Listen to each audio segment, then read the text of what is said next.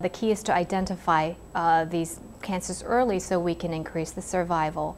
Now, in the past, maybe 20, 30 years ago, most of the lumps were found by women themselves doing a self-breast exam, and we cannot stress the importance of continuing to do so. However, with the adjunct of new modalities such as digital mammography, breast ultrasounds, and breast MRs, we're actually finding more and more non-palpable lesions, both benign and malignant. And at this time, the only way we can tell whether or not a tissue is truly malignant is through biopsies, whether it be stereotactic biopsies or surgical biopsies.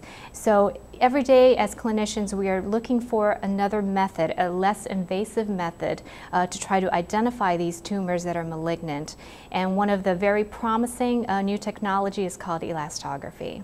And how we use this in breast is that when you apply pressure to normal breast tissue, it becomes very compressible, and if you will, you can demonstrate, let's say this is a normal breast tissue, you can tell how pliable when you apply pressure with your hand, it actually conforms and changes shapes.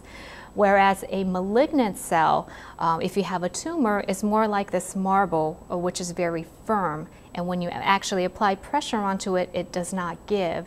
So these are two different properties of tissue stiffness that is seen in normal and malignant tissue.